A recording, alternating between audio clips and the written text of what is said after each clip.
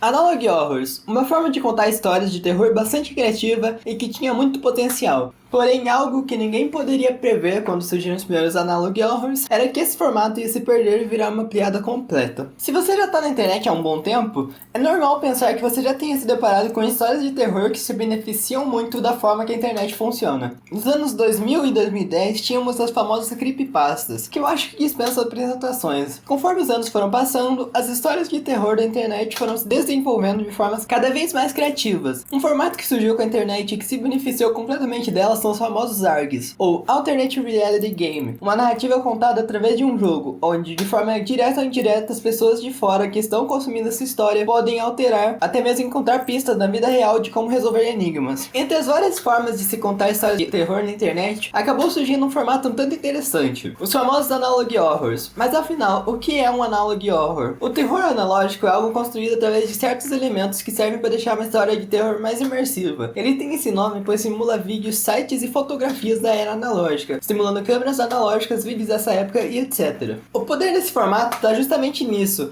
Tem algo muito especial em contar histórias dessa forma. A qualidade baixa das câmeras, o custo para produzir um vídeo bem editado nessa época, o que deixa subentendido que foi algo feito por uma empresa ou pelo governo, o ar de teoria da conspiração e de estar vendo algo que não deveria ter sido disponibilizado a ti. Tudo isso cria uma tensão que só vai crescendo ao continuar acompanhando a história. E é de fato um formato que tem muito potencial se utilizado de uma maneira correta e criativa.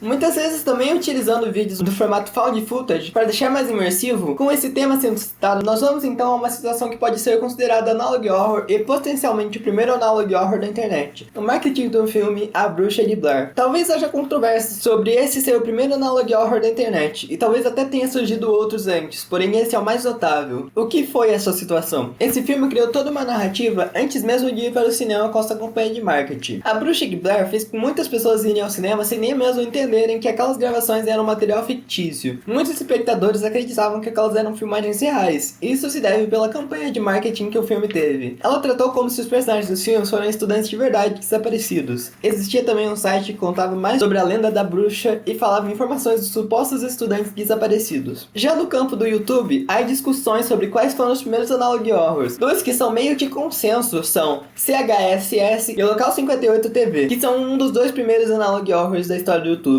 Eu só sei da história do Local 58 TV e é de fato bem interessante. Recomendo que vocês vão atrás de entender mais a história desses dois. Lançado em 2015, Local 58 TV foi um dos responsáveis por popularizar o formato e por nomear o gênero de Analog Horror. Ele deu uma estourada e meio que foi a base para construir esse gênero e dar uma cara a ele. É válido ressaltar também que, apesar de alguns poucos precursores do formato terem surgido antes ou simultaneamente a muitas creepypastas, dá para afirmar que elas foram sim fonte de inspiração para vários terrores analógicos. Depois de Local 58 TV, foram surgindo outros, como Jimmy Home Entertainment, e esse modelo foi ficando cada vez mais popular. É seguro dizer que youtubers pegavam esses Analog Horrors para narrar a história e tentar desvendar, tiveram certa responsabilidade na popularização. O Golite é um bom exemplo. Como várias histórias ainda eram meio obscuras, nas primeiras vezes que youtubers fizeram esse tipo de vídeo, até davam um medo a mais, pelo menos na minha experiência, claro. E alguns, por serem extremamente verossímeis, me fizeram acreditar que talvez fosse possível que aquelas coisas aconteceram realmente com alguém. E esse fator também foi um dos motivos para esse modelo ter perdido a graça. Mas já chegamos lá. É impossível falar da popularização desse formato sem citar o catálogo Mandela. O catálogo Mandela foi mais ou menos o auge do formato e furou a bolha de um jeito impressionante. Existiam jogos, curtas e muitas outras coisas relacionadas a isso, e incontáveis youtubers citaram ele de forma direta ou não. E não necessariamente apenas pessoas que faziam conteúdo de terror. Por causa dos doppelgangers, um conceito que, apesar de já ter enjoado do catálogo Mandela, é explorado de uma maneira muito criativa e em certos momentos é realmente assustador. Ele que popularizou também algo que virou um certo clichê, que são os rostos deformados, que a propósito são apenas rostos em preto e branco, com contraste muito alto e com certas características distorcidas. Depois de ser tanto usado, passou apenas a ser ridículo só. Não que no começo não fosse, né? É fato a importância dessa história para esse formato, porém nele já dá para perceber muitos elementos que viriam a se tornar muito repetitivos e ridículos em vários horrores analógicos que surgiram depois dele, como os rostos distorcidos, como já citei,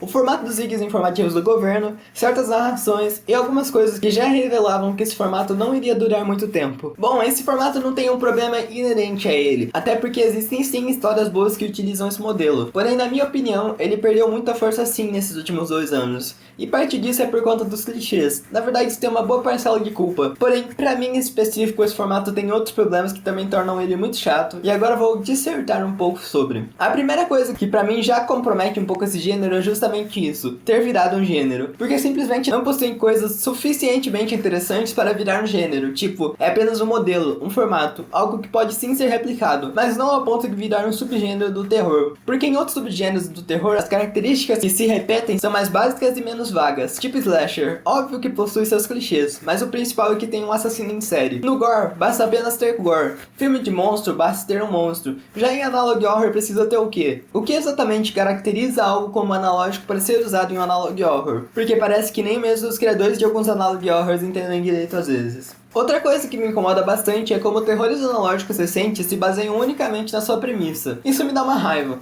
Nenhuma premissa se sustenta em si própria. Nem uma. Mesmo em histórias famosas que têm premissas muito interessantes, como por exemplo a premissa de O Enigma de Outro Mundo, ainda assim tem outras coisas que importam mais do filme que a premissa. Tipo a narrativa e a direção, que são fenomenais, sabe? Não tem como se basear apenas nisso. E aí você se pergunta, mas será que o próprio formato não sustenta a premissa? Não. Sabe por quê? Porque isso também não basta. Algumas histórias precursoras nesse gênero até conseguiram se sustentar apenas no formato justamente porque foram geniais que pensaram numa nova maneira de fazer histórias de terror. Por ser algo diferente de tudo já visto, o próprio fator de você não saber direito como aquilo funcionava já era o suficiente. Fazer uma história de terror já é difícil, por ter que criar tensão. Quando você faz uma história de terror sem saber direito como construir tensão, as chances de dar cagada são grandes. E deu cagada em vários analog horrors que surgiram nos últimos anos, e que são uma completa porcaria. Sem nem citar o fato de que até mesmo a premissa de alguns atuais é horrível. Um analog horror do Sonic com a cara de torcida, pelo amor de Deus, né? Indo um pouco mais a fundo, algo que particularmente me incomoda é a ausência de temática em muitas dessas histórias. Várias, incluindo o catálogo Mandela, parecem apenas querer te assustar e dar medo de forma barata, sem nenhum significado por trás, e às vezes até tem, mas meio que sempre algo raso e não muito aproveitado, e parece que os criadores não querem saber de apresentar tema nenhum, não que precise necessariamente de um tema super elaborado, mas quando não tem nada além da premissa, pelo menos um teminha seria interessante. Sou meio suspeita pra falar, porque eu sou maníaca por temáticas legais, porém nem precisa ser algo muito elaborado, um tema complexo que faz a gente pensar, não precisa ser vários temas também. Essas coisas seriam muito fodas de ver um analog horror, porém nem precisa obrigatoriamente, porém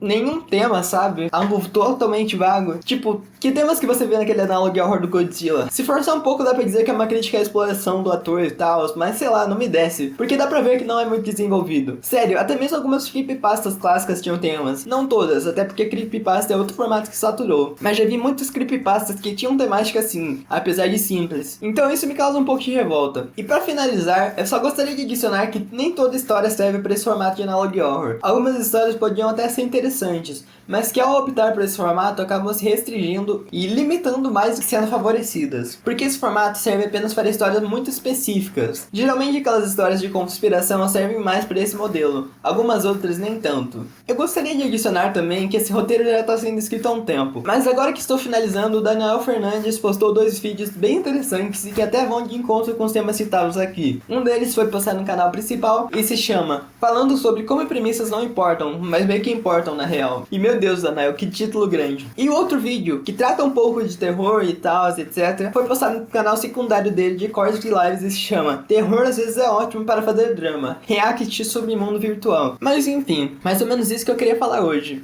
Se inscreve, dá um like, porque isso me apetece muito. E algo importante de se dizer é que eu falei que queria manter uma frequência semanal, porém teve momentos aí que eu acabei não cumprindo isso, me perdoem. Mas é que não é a todo momento que eu posso gravar os áudios dos vídeos e teve momentos que eu pude, mas eu simplesmente não tinha nenhum roteiro pronto por pura procrastinação. Agora eu estou sendo mais produtivo em relação aos roteiros e dos vídeos também, então vocês podem esperar coisas legais vindo aí. Ainda estou com bastante ideia de vídeo e estou a fim de reclamar de alguma coisa. Quem sabe o próximo vídeo não é reclamando de algo. Beijo, colegas, até um outro dia.